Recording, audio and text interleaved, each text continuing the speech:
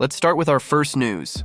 Sean Strickland shocked the MMA world after defeating Khamzat via split decision to become the new UFC middleweight champion. After one of the most intense title fights of the year, both fighters surprisingly squashed their beef inside the octagon. Khamzat even wrapped the belt around Sean after the fight, showing respect despite the brutal war they had just gone through. The MMA community instantly exploded with reactions. Nazarini Mav warned Sean, saying, "I'm going to put your lights out, Sean Strickland." Bilal Muhammad joked that Khamzat's weight cut must have been awful. Gilbert Burns reacted with, "and new," congratulating Sean on the massive upset. Paulo Costa brutally mocked Khamzat by calling the Wolf a poodle and demanded a fight with him ASAP. The MMA guru praised Sean's performance, saying Strickland clearly won rounds 2, 3, and 5. He explained how Sean completely shut down the grappling, controlled the pace with his jab, and turned the fight into a vintage Strickland performance. Henry Cejudo also agreed with the decision, scoring the fight 48-47 for Sean and saying the final round sealed the victory. Meanwhile, Ariel Helwani called the result unbelievable, while Corey Anderson claimed he predicted the fight almost perfectly. Derek Brunson reacted to Khamzat's body language after the loss, saying it looked like we may not see him again for a very long time. Later, Khamzat apologized to his American fans, Muslim fans, and Christian fans, admitting he may have gone too far during the heated buildup. He said he respects everyone despite all the trash talk leading into the fight.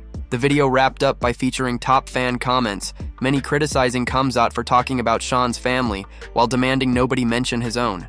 Move on to another. News: Ilia Topuria, Josh Hockett, and Alex Pita went back and forth during a heated moment at the first public press conference for the White House card. Josh Hockett quickly stole the spotlight after going at Alex Pita in a disrespectful way, shocking everyone in attendance.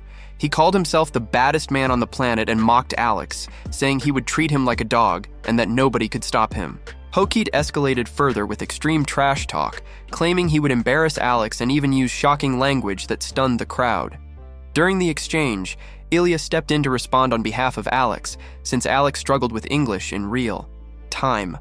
That moment shifted attention directly to Ilia, and Hockett immediately turned his focus on him as well. Things escalated fast as Hockett insulted Ilia, calling himself the real BMF and disrespecting him with aggressive language. Ilia responded calmly but firmly, standing his ground while tensions rose inside the room. Security eventually escorted Hockett off stage, but the drama did not stop there. Soon after, Hockett took to social media to continue his attack, posting clips of Alex and mocking his English, sparking more controversy.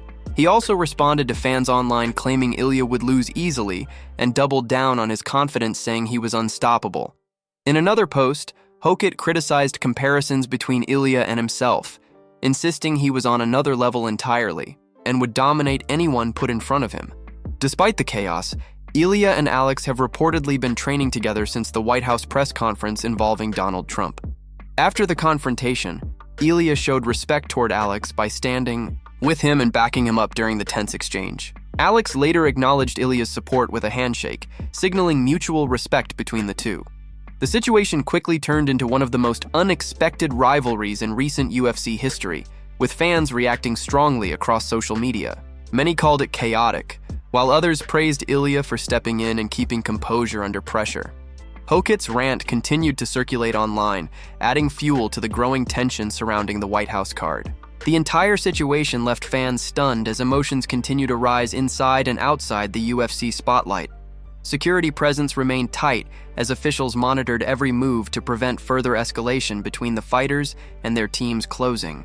The chaotic press conference moment scene move on to another news. Sean Brady delivered a clinical performance as he defeated Joaquin Buckley via unanimous decision in a dominant grappling showcase. Brady controlled the fight for the majority of the matchup, finishing with over 12 minutes of control time and landing 245 strikes, while Buckley managed just 21 significant strikes in return. Leading into the fight, the betting odds shifted dramatically in Buckley's favor, sparking heavy speculation online that Brady may have suffered an injury or setback during camp. However, once the cage door closed, those doubts were immediately shut down as Brady imposed his game from the opening bell and never allowed Buckley to find any rhythm. The grappling difference was clear throughout as Brady repeatedly secured positions, maintained top control, and broke down Buckley's defense round after round.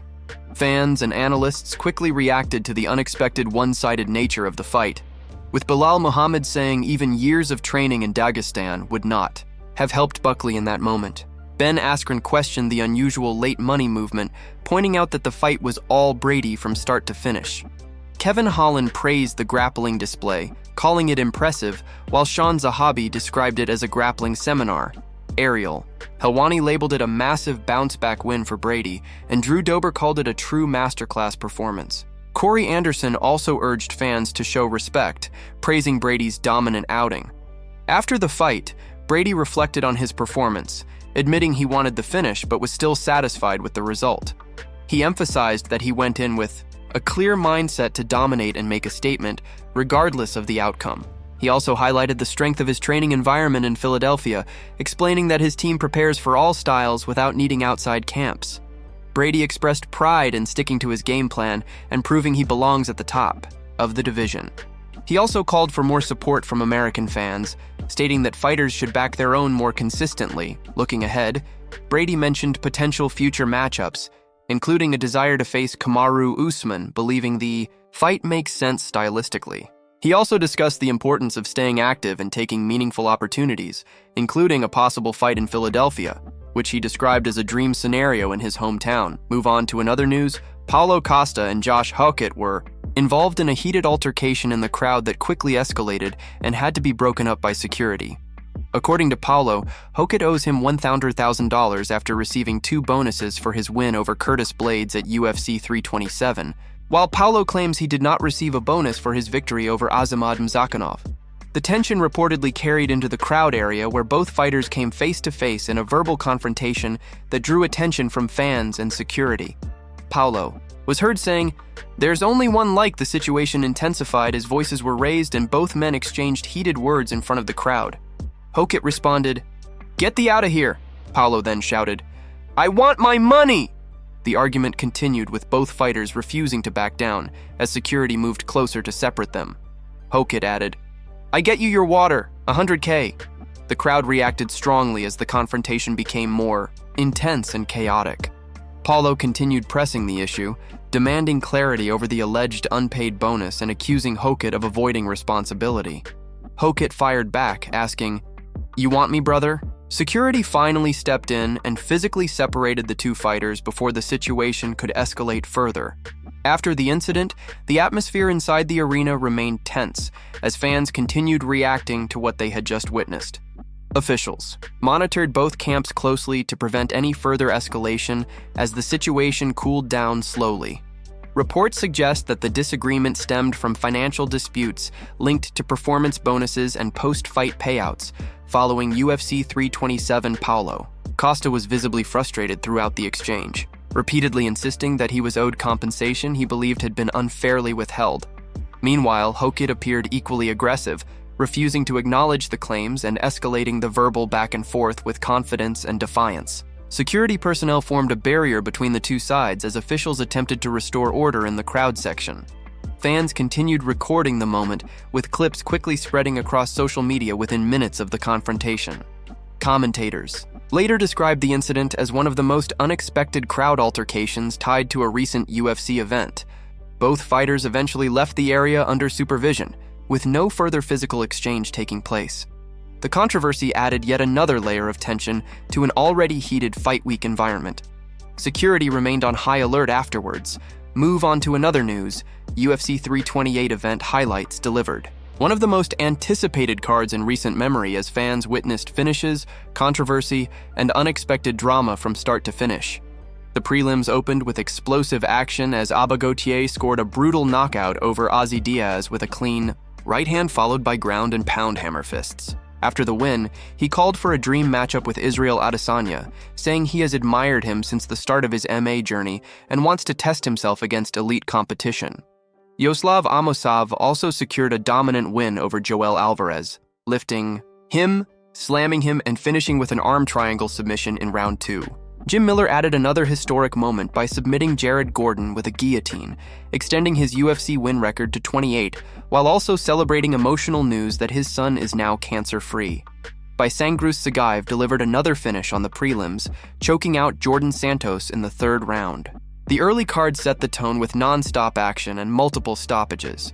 Betting controversy also followed once again as heavy late movement surrounded the Sean Brady versus Joaquin Buckley fight, raising questions before the bout even began, although it remained on the card without issue. Before the main card, Dana White made a dramatic entrance by arriving via helicopter at the Credential Center, adding even more hype to the event atmosphere. During the event, Paulo Costa and Josh Hawk became involved in a heated altercation that required security intervention. Costa was heard demanding, "I want my money," claiming he was owed bonus compensation from UFC 327, while accusing Hawk of receiving unfair payouts.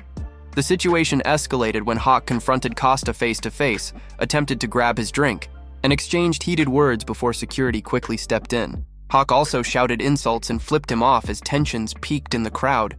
Chris Weidman was also honored with a Hall of Fame induction, receiving a tribute video celebrating his legendary career moments before the main card continued. The event overall delivered chaos, finishes, and unforgettable moments that kept fans engaged from start to finish.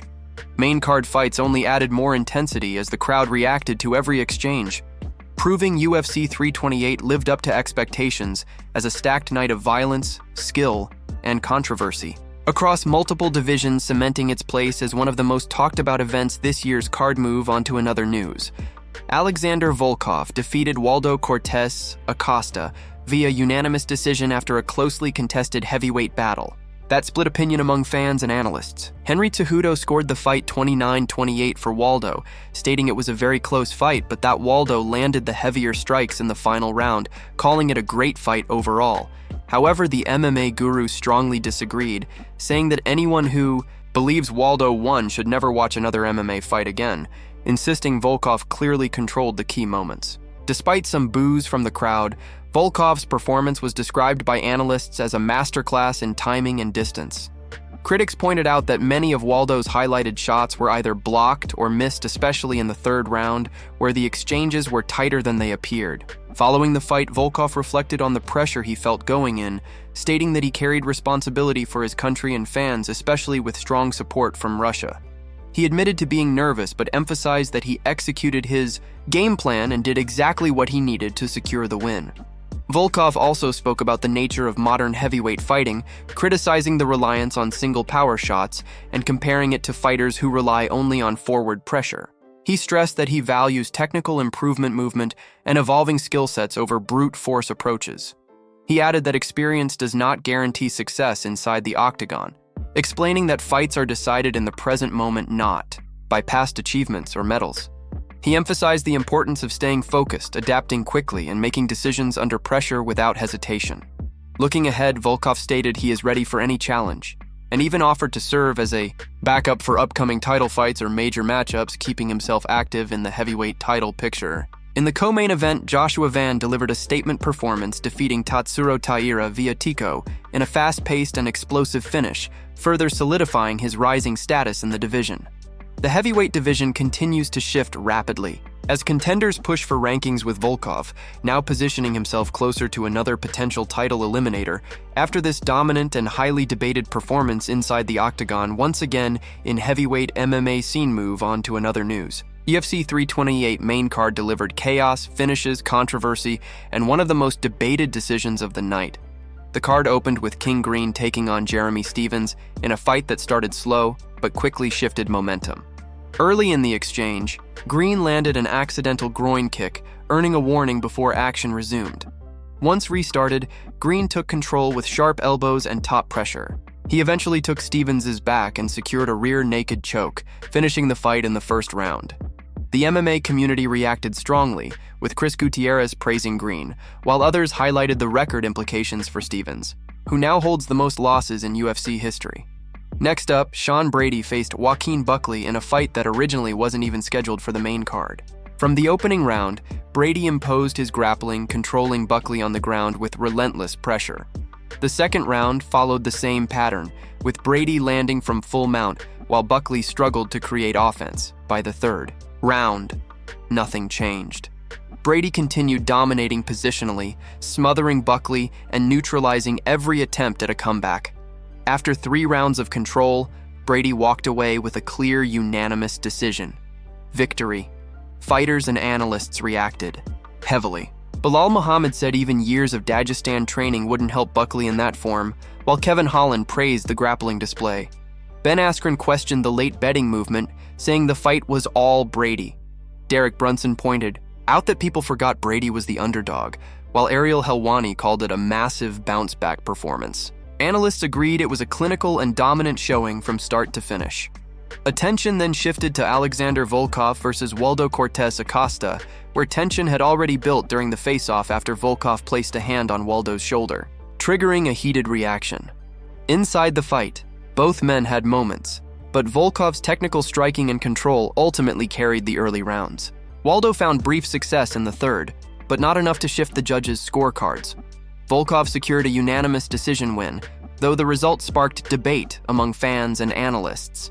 Henry Cejudo scored it for Waldo, while others argued Volkov clearly controlled the majority of the fight with distance and striking accuracy. The MMA community remained divided, calling it either a close decision or a clear masterclass depending on perspective. Finally, the co-main event saw Joshua Van defend his flyweight title against Tatsuro Taira in a violent back-and-forth war. Taira scored early grappling success, but Van adjusted as the fight progressed. By the later rounds, Van's striking began to take over, dropping Taira and controlling exchanges on the feet. In the final round, Van sealed the performance with a decisive striking sequence, forcing a stoppage and defending his title in impressive fashion. The MMA world praised Van's performance, calling it elite boxing, strong composure, and a statement win that sets up future mega fights in the division.